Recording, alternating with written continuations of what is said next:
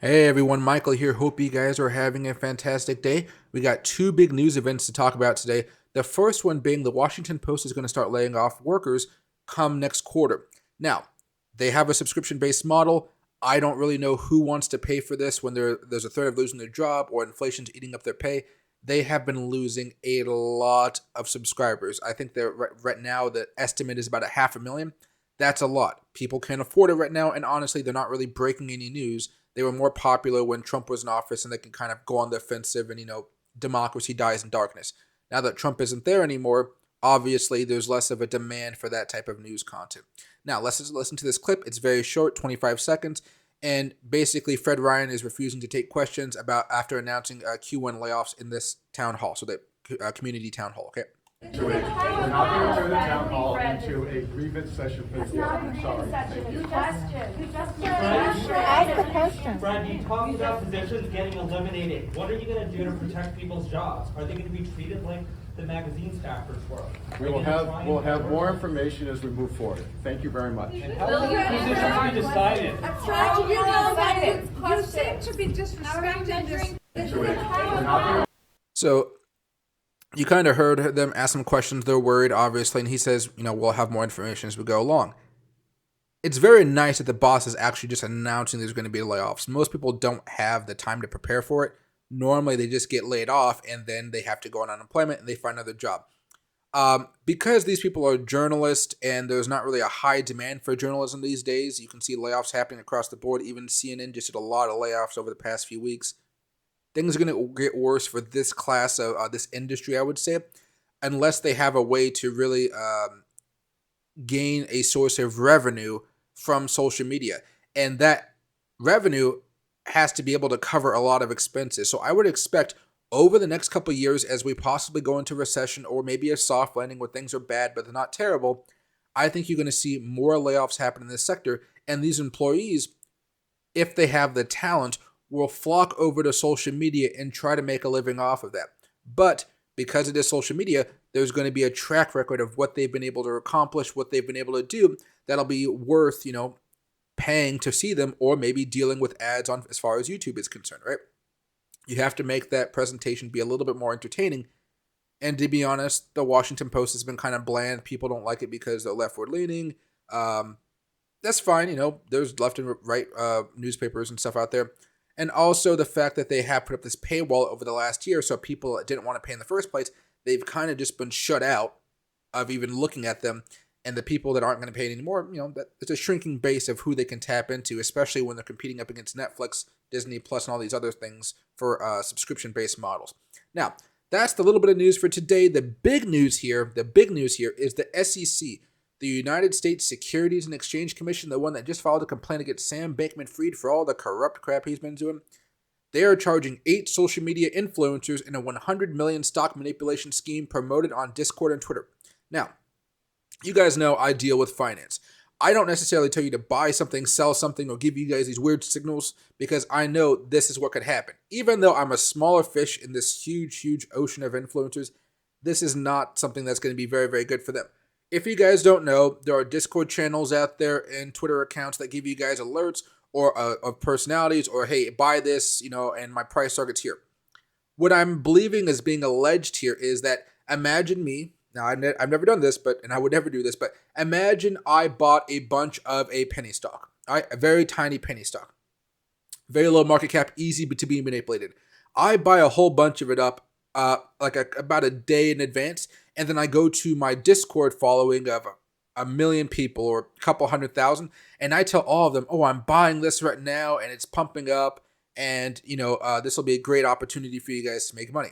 Well, all of the followers go in and buy the stock. The price continues to go up and up and up. And me, who's actually bought in the stock a couple days early or a day early, I'm selling it off and making a buttload of money while everybody else is buying it up.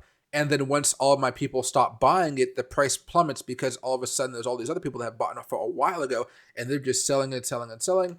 And so it rips. It's a pump and dump, basically. It's a pump and dump scheme. That's basically what's going on.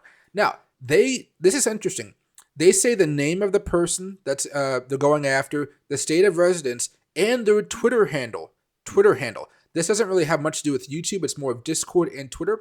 And so I picked up two names here because the first one is going to be Zach Morris right here, and another one is the Stock Sniper. Two different vibes of content, if you will. I knew Zach years ago, back when he was a moderator on another channel called Cam the Man. Cam the Man is out here also in Seattle area. I think he did a few pump and dumps as well, but I can't prove that, so let's just say he didn't do that. But I believe he did. Now, after that, they kind of went off to build Atlas Trading after they had a disagreement about doing a paid Discord model. So you had to pay in order to get these alerts. Zach disagreed. They made another Discord called Atlas. The Atlas is now massive. Cam the Man's Discord channel is now a big pile of doo-doo because he just went kind of wild with it. Now, you can see right here, it's the player that you love to hate. All my tweets are just my opinions. I am still not a financial advisor. Parody account, okay? It's not a parody account. This is his main account based off of the SEC case, right? They go off of it, Mr. Zach Morris, just so you guys know. Now, after that, we got Stock Sniper. This is a totally different environment here, but you can see they both have this disclaimer here, My tweets are not recommendations to enter a stock. Ideas shared on Twitter are not buy or sell. Signals do not trade based on social media. That doesn't matter. We've talked about this before.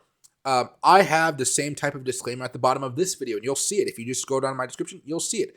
The only difference is I don't tell you guys to buy and to sell. I tell you guys my opinions and what resistance levels and support levels that I like and where I personally am going to be buying. And you guys know I don't have enough money to pump up Bitcoin. It's like freaking impossible. Or to change up the markets as far as Apple and Tesla. I just don't have as much money. However, these guys do a lot of those micro cap coins and a lot of those small market cap stocks, which means they can be manipulated by people that just have a couple $100,000 in the bank account or maybe a few $1,000,000 in the bank account. That's why they're coming after them hard. And you can see here, of course, it's a bear market, so these accounts aren't going to be as popular. But these accounts are only getting like 10 likes, 11 likes, stuff like that, right? And he's giving you information, watching the retest, and all that type of stuff.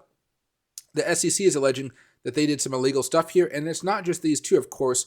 You got Edward Constantine, Thomas Cooperman, Gary Deal, Mitchell Hennessy, Stephen Havarton. So you got a whole list here.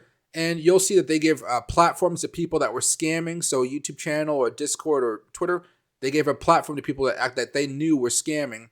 And then on top of that, just some other nefarious stuff. We'll learn more about it in the court proceedings. But this is a new sign that the SEC is going to get more aggressive here against influencers. That's surprising to me personally.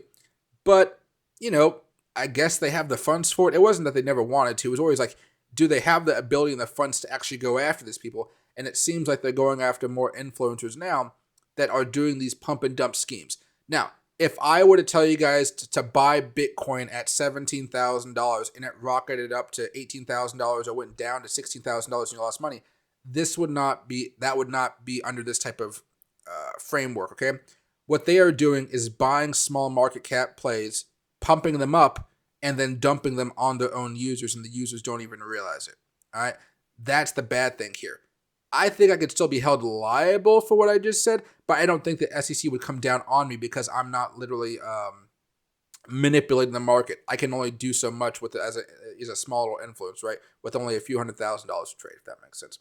But okay, everybody. Hope you guys have a great rest of your day. Look into this. This is freaking wild.